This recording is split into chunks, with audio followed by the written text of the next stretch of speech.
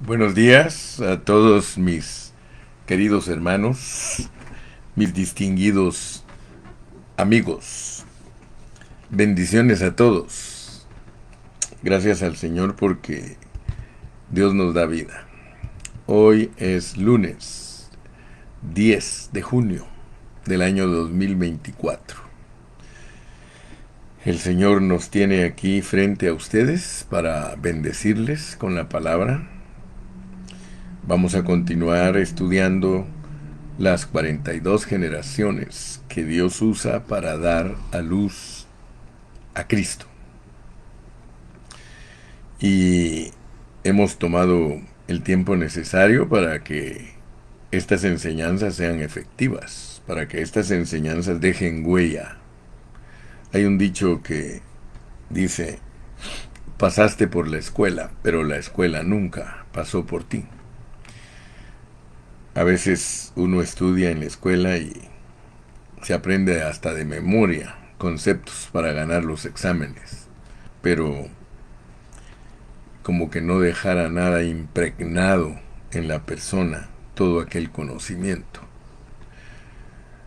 Si nosotros estudiamos la Biblia, pero somos descuidados, no ponemos atención a lo que Dios nos ha puesto a hacer, entonces es posible que pasemos por la Biblia, pero la Biblia no va a pasar por nosotros. Lo importante es que la palabra de Dios deje huellas eternas en nosotros, que los conceptos que Dios nos revela se queden grabados en nosotros y podamos entenderlos. Por eso estamos ocupados en Mateo 1:16, Jacob engendró a José.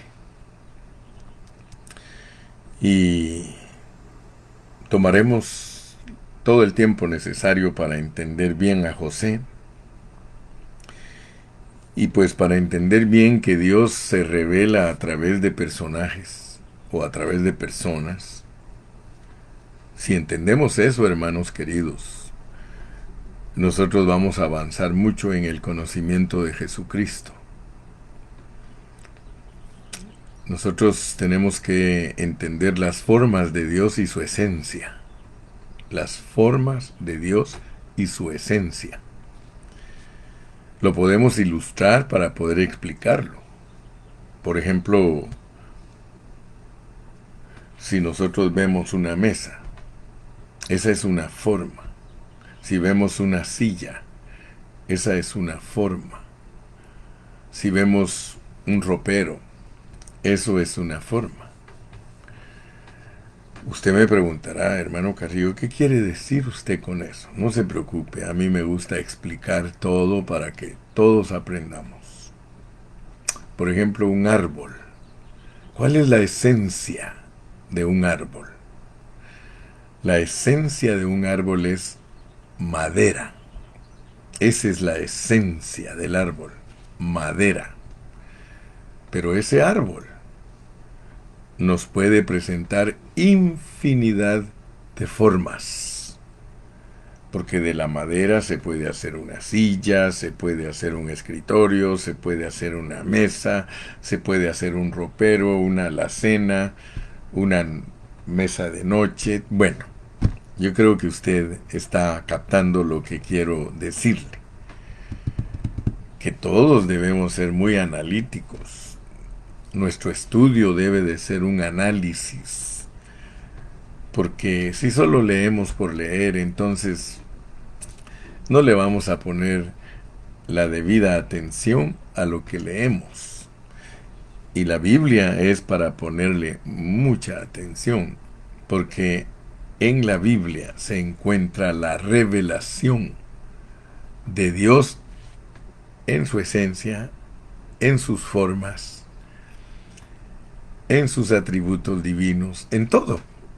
Entonces nosotros tenemos que poner atención, porque la forma que Dios se revela en todos sus asuntos es por medio de formas. Usted va a entender eso porque la Biblia habla de que estando en forma de hombre, fíjese que Dios estuvo en forma de hombre. pero siendo Dios, estuvo aquí en la tierra en forma de hombre. O sea que Él tiene una esencia. O sea que de acuerdo a la pureza de la palabra de Dios, en Juan 4:24 dice que Dios es espíritu. Entonces, la esencia de Dios es espíritu. Así como la esencia del árbol es la madera, la esencia de Dios es espíritu. A Dios no se le puede ver. Nadie lo puede ver, ni lo verá jamás. Pero Él toma formas para que nosotros podamos verlo. Y una de las formas extraordinaria y súper especial es que Él se encarnó, se hizo hombre. Por eso Él vino en forma de hombre. Pero lo que traía dentro de Él como hombre era una esencia. Él es Dios Espíritu. Entonces, Dios se presenta en formas, Él se presenta en forma de Padre, se presenta en forma de Hijo, se presenta en forma de Espíritu. ¿Y por qué no decirlo? Se presenta en forma de iglesia. Yo sé que, como dice una hermanita del Perú que nos escribe siempre, dice, hermano Carrillo, casi todos los cristianos les gusta la leche.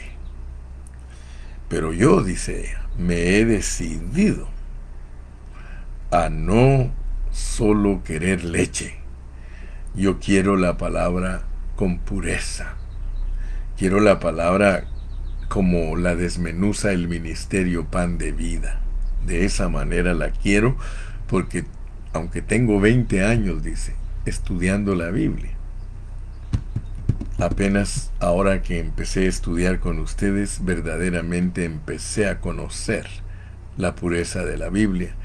Y ella nos dice que quiere una iglesia en Perú, de Pan de Vida. Imagínese a Romy Romero Urzúa como pastor en Perú. Porque para eso es que Dios nos instruye, para que nosotros vayamos y cumplamos Mateo 28:19. Por tanto, id y haced discípulos a todas las naciones. Oh, qué bonito sería, ¿verdad?, que uno de los siervos que estudia con nosotros diga, hermano, fíjese que el Señor me llamó a pastorear Perú. Ya no digamos a Jorge Chiriboga, que es vecino del Perú, ahí cerquita está Ecuador, pero a veces no tenemos en cuenta el que Dios nos use para llevar la palabra a otros lugares. Así que yo oro para que Dios levante siervos que amen la palabra y que amen a las almas y que sientan en su corazón el llamado de Dios para ir y hacer discípulos. Entonces no pierdan de vista este conceptito con el cual me estoy introduciendo en este día. Formas y esencia. Porque resulta que cuando Dios nos quiere hablar a nosotros acerca del reino, no solamente va a usar al Señor Jesucristo, sino que va a usar personajes. Como por ejemplo ustedes vieron que hemos hablado de José y cómo en él se cumplen tantos tipos y tantos asuntos y tantos aspectos de Cristo. Uno lee la vida de José y es una metáfora para explicar cosas que le pasarían a Cristo. Pero no se quedan solo en Cristo, porque el Señor Jesucristo vimos que resucitó de la prisión de la muerte, que después de resucitado Él fue entronizado con autoridad. Después de eso vimos que recibió gloria, y ayer vimos que recibió dones. Pero todo eso es para que lo experimente la iglesia. Noten pues que hay tipos y sombras con personas que vienen mostrando la esencia de Dios. Me explico, ¿verdad? Todos esos personajes que Dios usa para que nosotros entendamos la palabra son las formas de Dios. Él usa una forma en Abraham, otra forma en Isaac, otra forma en Jacob, otra forma en José. Pero dentro de ellos viene una esencia, la esencia de Dios. Ellos, si usted lee Hebreos capítulo 11, ellos fueron gente que vivió por fe y que fueron justificados por Dios, igual que nosotros los cristianos del Nuevo Testamento.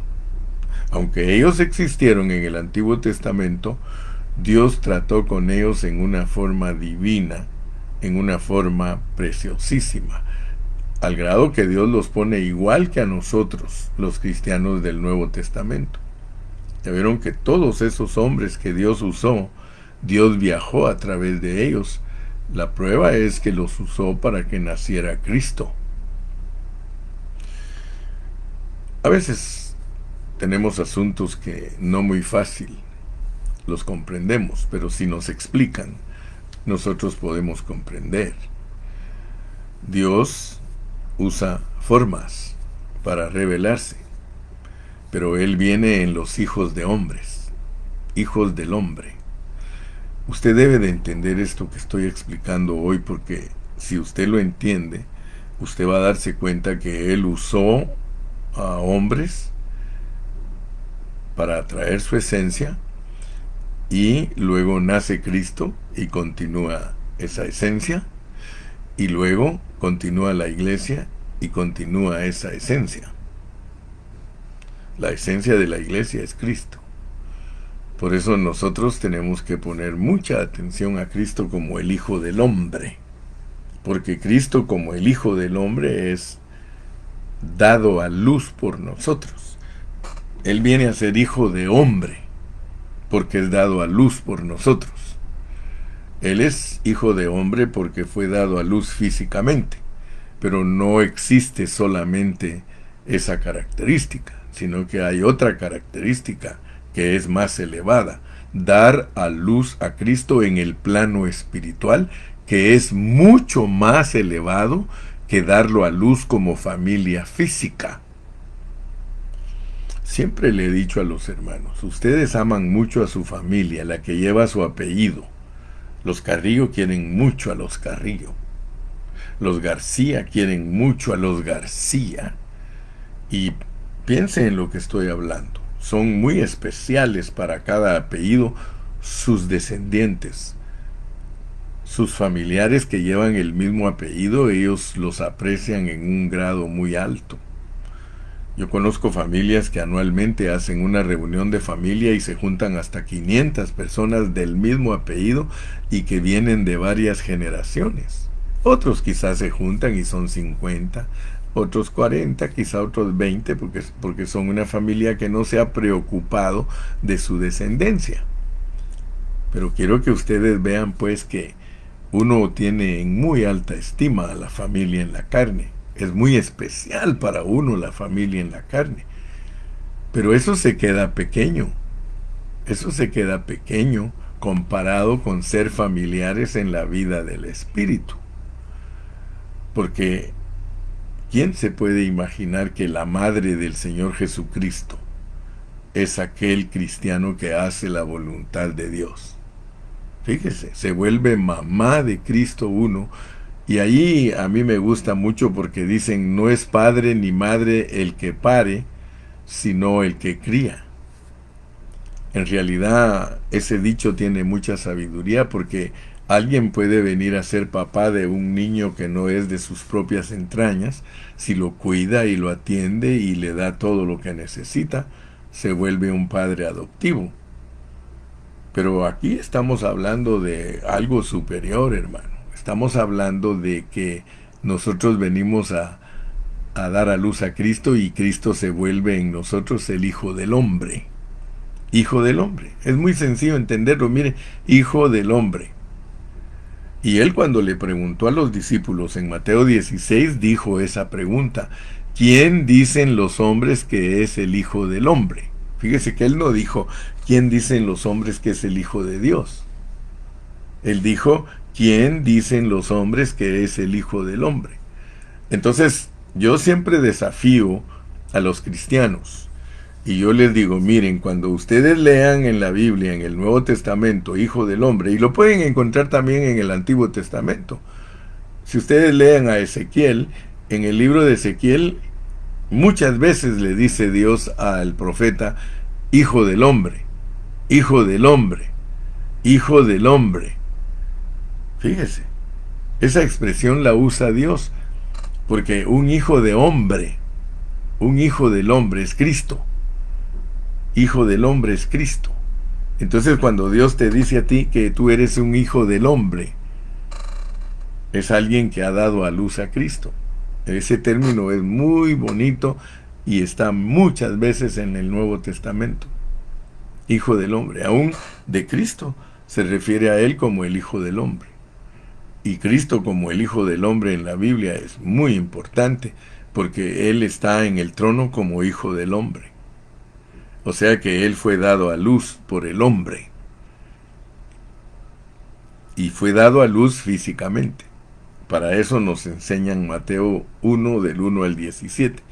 Pero Él mismo insistió, Cristo mismo, hermanos, insistió que su madre, sus hermanos y sus hermanas son todos los que hacen la voluntad de su Padre que está en el cielo. Él está diciendo, miren, yo soy hijo del hombre no solamente físicamente, yo soy hijo del hombre espiritualmente, ustedes me pueden dar a luz. Solo hagan la voluntad de mi Padre y ustedes me van a dar a luz. Fíjese que hay un pensamiento que es muy bonito entenderlo, porque hubieron hombres de antaño que escribieron acerca de estos conceptos que yo estoy hablando hoy. Hubieron hombres que escribieron que nosotros somos el cuerpo de Cristo y por tanto ellos dijeron, tú eres las manos de Cristo, tú eres los pies de Cristo, tú eres las piernas de Cristo, tú eres el rostro de Cristo. Y cuando alguien tiene contacto con un cristiano, que es el cuerpo de Cristo, tiene que tener contacto con Cristo. La única manera que la gente puede tener contacto con Cristo y conocerlo es a través de ti y de mí. Por eso es importante que Él sea dado a luz por nosotros como el Hijo del Hombre. Si Cristo es hijo tuyo, tú eres la mamá de Cristo, hermano. Y ese es el mensaje profundo que Cristo predicó. Entonces, primero nos presentan las sombras, después la realidad, pero lo tremendo es que la realidad después se vuelve sombra para otra realidad y así sucesivamente. Entonces, he explicado todo esto porque quiero que tú captes que Dios siempre se va a revelar por medio de personalidades. Y aplica bien este pensamiento para que puedas tener una verdad sólida de cómo es Dios. Dios siempre te va a poner todos los tipos y sombras de Cristo. En este caso, José. Todo lo que le pasó a José nos va a explicar características de Cristo. Y todo lo que le pasa a Cristo, características de su iglesia. Nada se queda estancado. Lo de José se realiza en Cristo y lo de Cristo se realiza en la iglesia. Muy importante.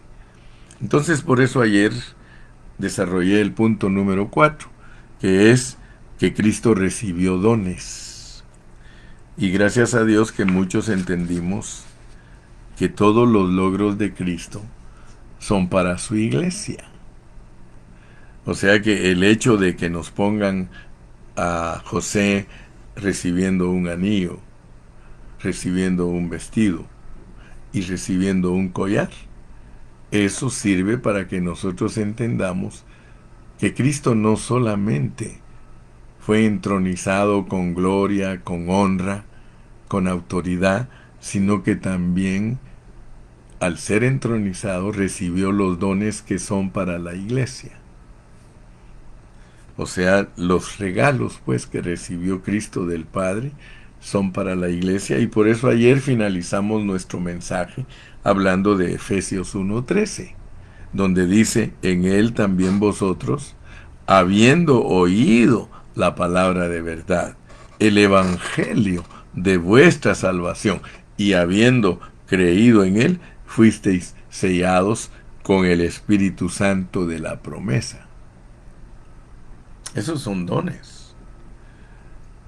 Cree en el Señor Jesucristo y recibiréis el don del Espíritu Santo. Ya ve que Hechos 2:38 lo dice.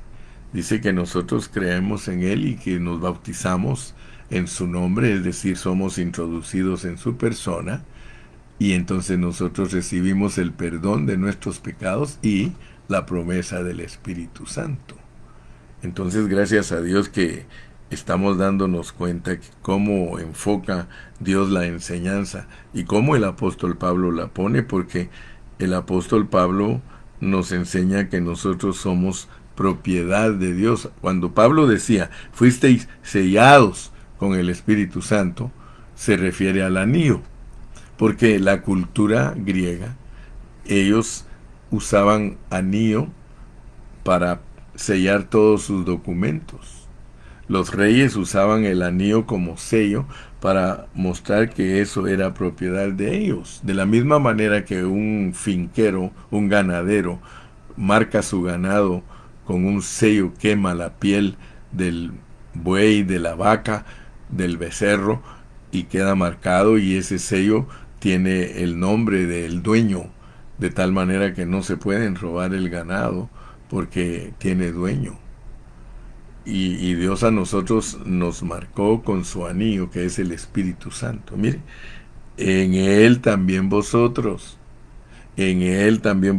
habiendo oído la palabra de verdad, el evangelio de vuestra salvación, y habiendo creído en él, fuisteis sellados con el Espíritu Santo de la promesa. Fíjate lo que hace que tú entiendas que tu dueño es Dios. Quiero saludar a mi hermanita Lupina Martínez, allá en Nicaragua. Hermana Lupina, la saluda el hermano Carrillo.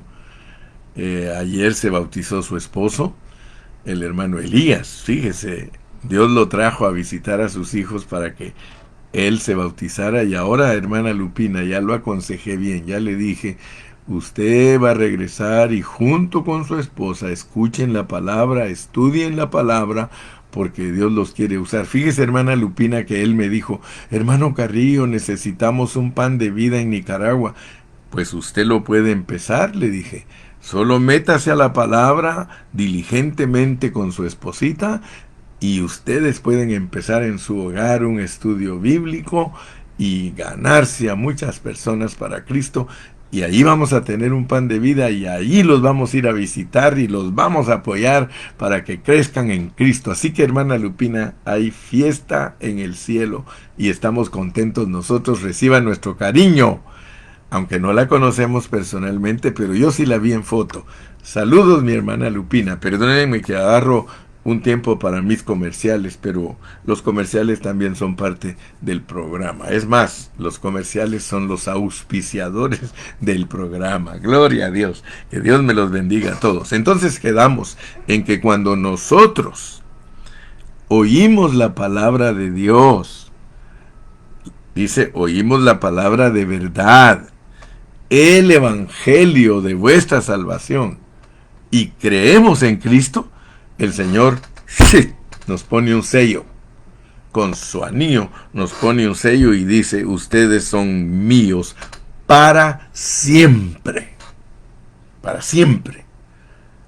Si los cristianos pusiéramos atención a las enseñanzas en una forma adecuada y correcta, nosotros no andaríamos como pordioseros y fracasados espiritualmente. Seríamos la gente más feliz de la tierra, porque desde el momento en que creímos en Cristo, por medio de la predicación del Evangelio, nosotros fuimos sellados con el Espíritu Santo de la promesa. Y ese sello no te lo puede quitar ni el diablo, ni los ángeles caídos, ni los demonios. Una vez veniste a Cristo, Dios toma en serio las cosas. Si tú no las tomas en serio, eres tú. Pero Dios toma en serio. En cuanto creíste genuinamente, en cuanto creíste en el Señor, por medio de la predicación del Evangelio, en ese momento eres, perdón, eres propiedad de Dios. Eres propiedad de Dios. Así que nosotros sabemos que somos salvos porque hemos sido sellados. Por eso tienes que tener una seguridad de tu salvación. Todas nuestras pertenencias pueden llevar nuestro sello como señal que son de nuestra propiedad. De esa manera no pueden ser tomadas por otros. Dios nos ha sellado para que las potestades y Satanás sepan que somos propiedad de Dios. Conoce el Señor, dice la Biblia, a los que son suyos. Muy bien.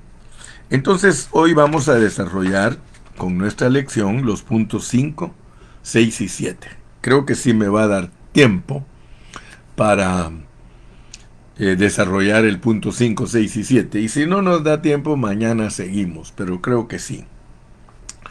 El punto número 5 es que Cristo vino a ser el Salvador del mundo, el sustentador de vida, el que revela los secretos. Póngame atención, porque esas características están en José.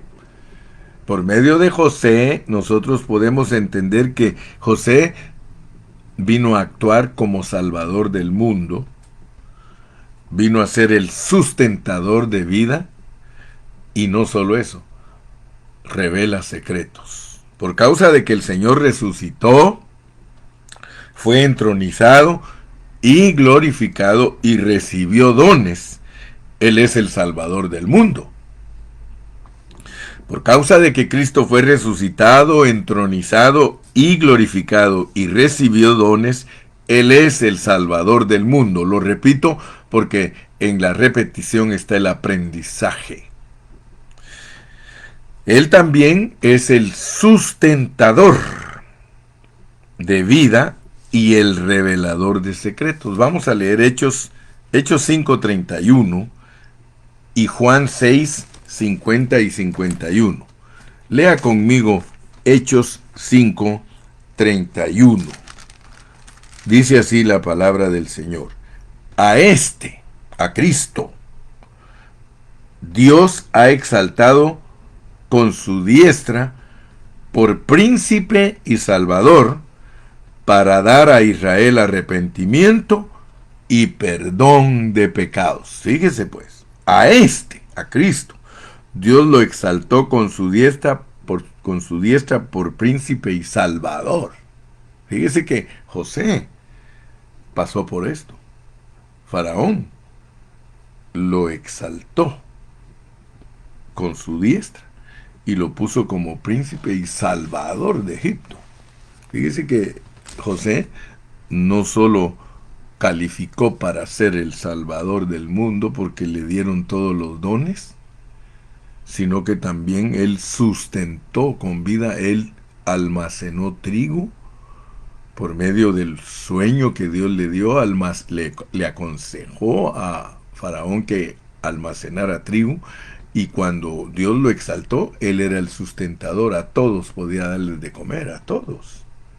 7 años de hambre y él le dio de comer a todos. Y no solo eso, sino que reveló los secretos. Fíjese qué características las de José, que son las características de Cristo.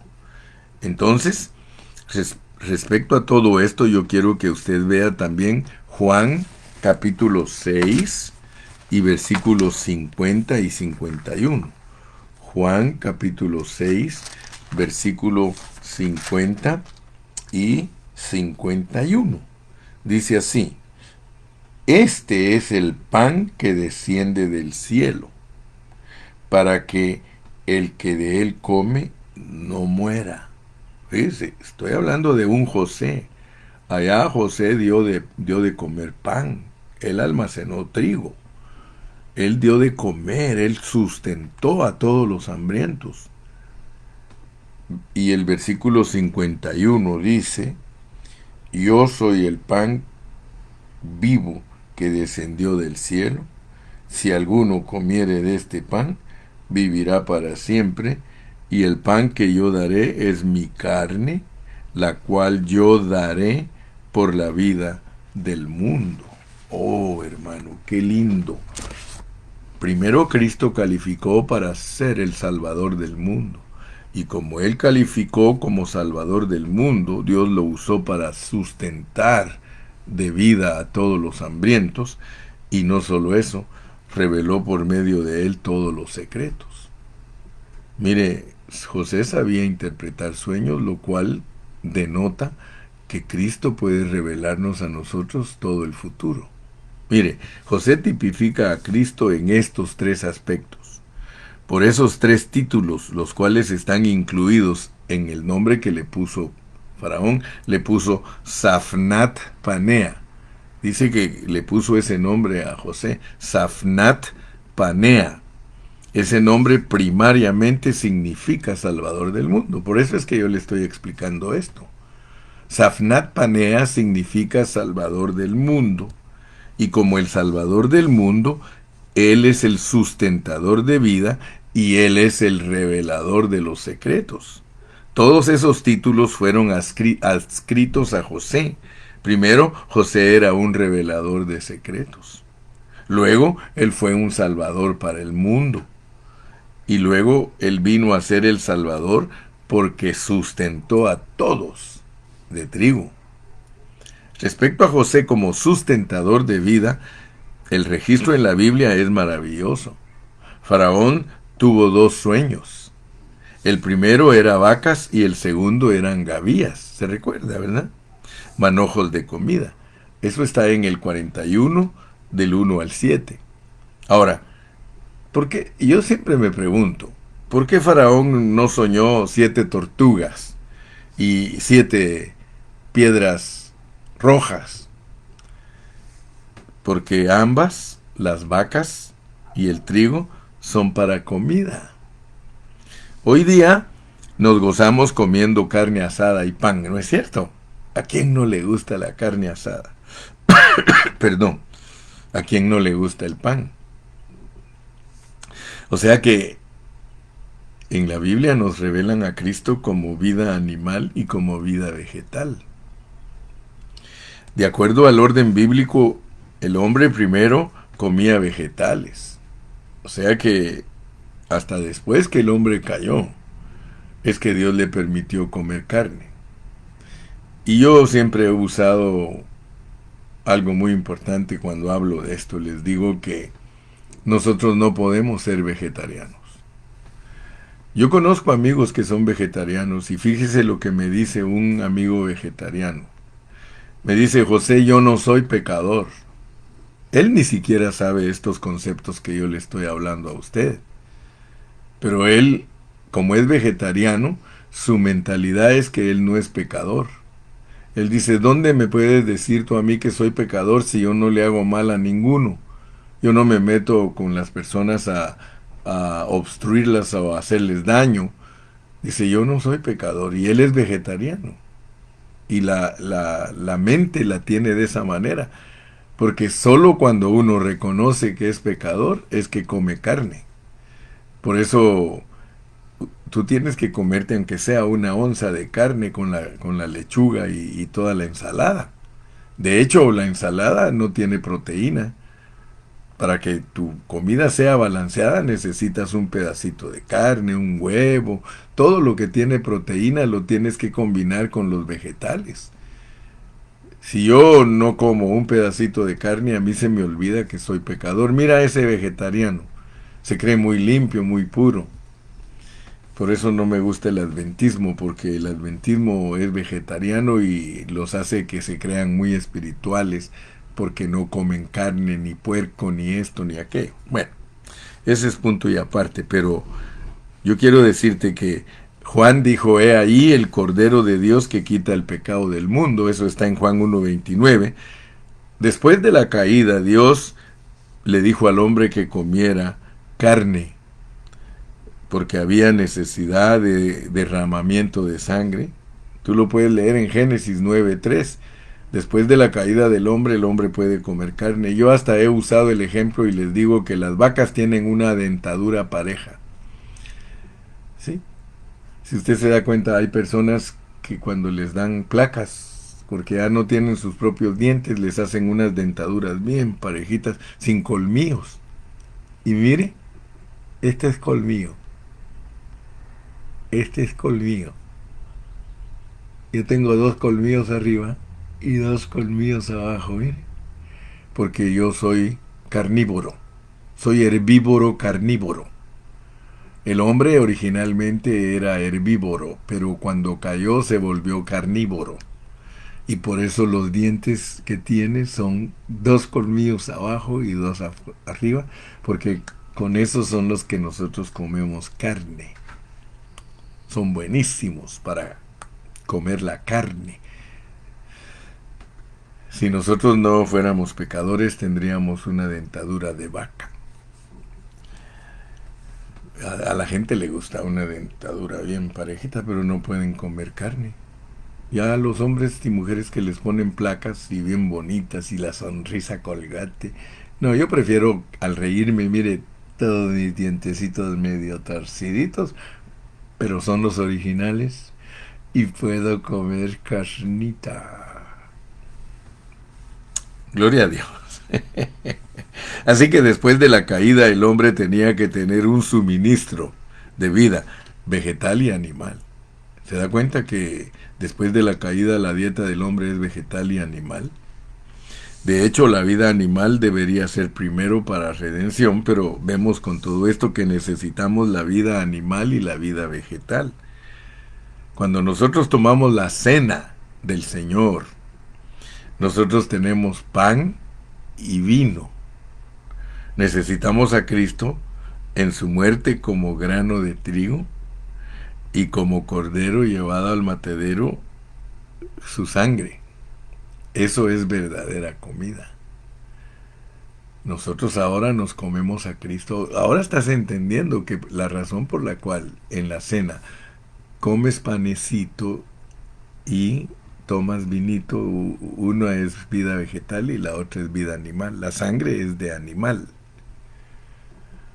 La sangre es de animal y la vida vegetal. Nosotros necesitamos a Cristo como vida animal y como vida vegetal. Entonces, cuando vemos esto con claridad, nosotros nos damos cuenta que la Biblia es un arreglo divino. ¿Sí? Ningún humano puede por su cuenta arreglar algo tan bien arreglado como es la Biblia. El capítulo 41 de Génesis es un arreglo divino para que nosotros entendamos que la vida que recibimos como suministro, la recibimos del Señor como nuestro sustentador e incluye ambas clases de vida, la vegetal y la animal. Así que Cristo, simultáneamente, Cristo es ambos. Él es nuestro Salvador del mundo y nuestro sustentador de vida. Aleluya. Pan y vino. Vida vegetal, gavillas, ¿sí? Y vida animal. Él es también el revelador de secretos. Fíjese que califica para ser el Salvador del mundo, el sustentador, pero aparte de eso, Él revela los secretos de Dios. Él interpreta los sueños. ¿Ha considerado usted alguna vez cuántos sueños el Señor Jesús interpretó cuando Él estuvo aquí en la tierra? Por sueños debemos entender su revelación a nosotros. Los secretos que Dios nos ha revelado. ¿Cuánto te ha revelado a ti? ¿Cuánto sabes ahora tú de la palabra de Dios? En Mateo 13 tenemos por lo menos 7 secretos revelados y muchos otros secretos revelados en Mateo 24, Mateo 25. De verdad que el Señor es un revelador de secretos, hermano.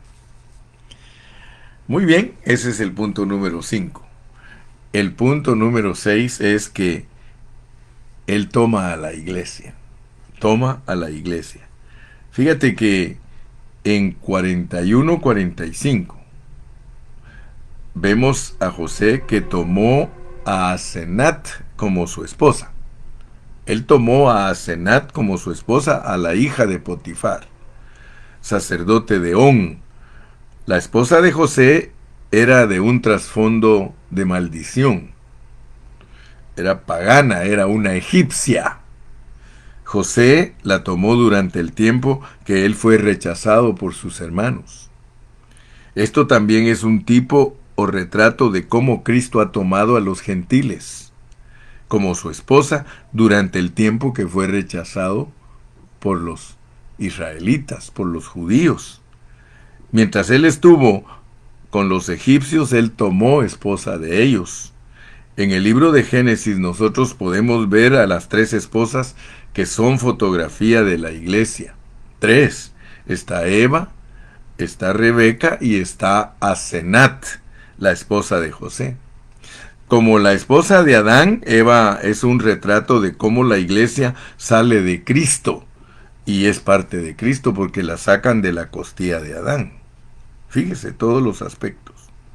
Como la esposa de Isaac es la esposa que es escogida y selecta de la misma fuente, la misma familia, carne de mi carne y hueso de mis huesos, y también de la misma familia. Asenat, sin embargo, retrata a la iglesia provista para José en el mundo gentil. Aleluya, hermano. Y de Asenat nace Efraín y Manasés, que representan el olvido. Lo puede leer en el 41-51. La iglesia representada por Asenat produce olvido en Cristo de todas sus aflicciones. Aleluya. Así que Manasés y Efraín, Manasés quiere decir olvido y Efraín quiere decir fruto. Génesis 41-52. Cuando nosotros predicamos el Evangelio y producimos fruto, Cristo va a estar feliz y va a declarar: ya no hay más aflicción en mí, sino miren el fruto, miren el fruto. Isaías 53 nos muestra que el Señor tendría fruto de su aflicción. O sea que José sufrió, pero después vio el fruto. Su esposa gentil con sus hijos. Aleluya, hermano. Y por último, les hablo de el punto número 7. Supliendo a la gente de alimento. José suplió a la gente de alimento en tiempo de hambruna, en tiempo de escasez. Leámoslo. Génesis 41, versículos 56 y 57. Génesis 41, versículos 56 y 57. Dice 41, 56 y 57. Y el hambre estaba por toda la extensión del país. Entonces abrió José todo granero donde había y vendía a los egipcios, porque había crecido el hambre en la tierra de Egipto. Y de toda la tierra venían a Egipto para comprar de José, porque por toda la tierra había crecido el hambre. Así que José, como tal suplidor de comida, él tipifica a Cristo como el que suple alimento para toda la gente. Leamos Juan capítulo 6 y versículo 35. Juan capítulo 6 y versículo 35. Dice así: Jesús les dijo: yo soy el pan de vida. El que a mí viene nunca tendrá hambre, y el que en mí cree no tendrá sed jamás. Aleluya. Gloria a Dios, hermano. Hoy día tenemos un gran sustentador, a Jesucristo. Él es nuestro alimento. Él sustenta de comida al hambriento. Y mientras leemos esta historia bonita de José, encontramos que es un suplir inagotable. aunque lo leamos y lo leamos, hermano, su suministro es inagotable. Usted puede leer y leer y leer y leer la historia de José, la historia de Cristo, y usted se va a dar cuenta que el suministro de Dios a través de Cristo es inagotable. Él es el pan de vida, Él es el que nos sustenta, Él es el que nos llena, Él es todo para nosotros. Así que, haciendo un resumen de toda esta lección que nos ocupó 3 mensajes, nosotros vemos que así como José resucitó de la muerte y fue entronizado, también Cristo. Cristo también salió de la muerte y fue entronizado. Y cuando José salió de la cárcel, él fue reconocido y recibió gloria. Y no solo recibió gloria, sino que recibió dones tipificados por el anillo, por el vestido y por el collar. Y no solamente eso, sino que Él es el Salvador del mundo. O sea que Él calificó para ser el Salvador del mundo, el sustentador de vida y el que revela todos los secretos. Y mientras ha trabajado con el mundo gentil, despreciado por Israel, eso es que sus hermanos vendieron a José y lo despreciaron.